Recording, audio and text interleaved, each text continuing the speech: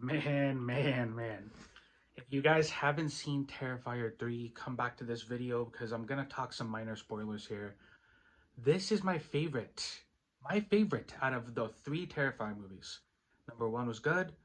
Number two, not really a big fan. It was okay, right? But I think the run time for number two was really too long.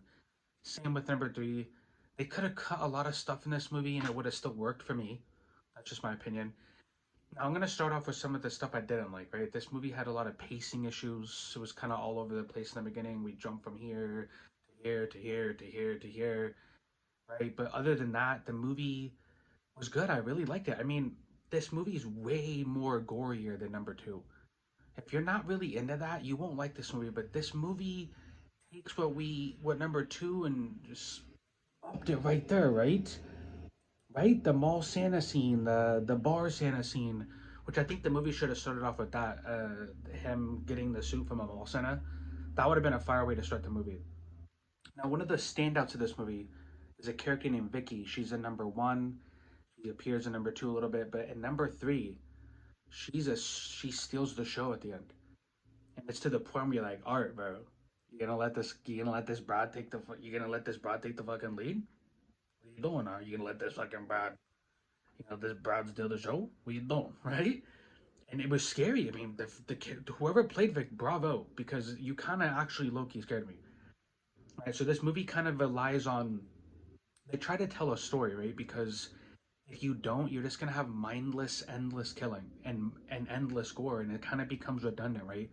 They're trying to like fit this storyline in with Art the Clown. Did it work? Kinda. I mean, you still get left with like a lot of questions instead of answers, right? And I think I get it, right? They're trying to interweave this story because at the end of the day, it'll just be endless killing if they don't. But there's a couple things too that happen in this movie involving children that I know a lot of people aren't gonna like.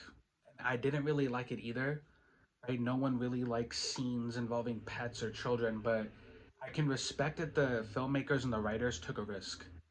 I think it's cool when they take risk, right? I mean, yeah, obviously it involves children, but who would have done that? Like nobody, right? So when you're making a film or you're making art, which is subjective, you try to do things that like toe the line. And yeah, obviously, like I don't agree with that stuff, but in a movie and the risk that you guys took, I liked it.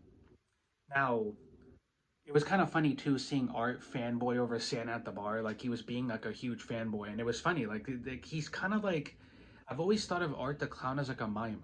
You know, he doesn't really talk, so he's always pointing and right. And to me, it's just they made there was some humorous moments in this movie too. I know it's hard to believe that, but in number three, there was a lot of humorous moments amongst all the gore and killing that was happening.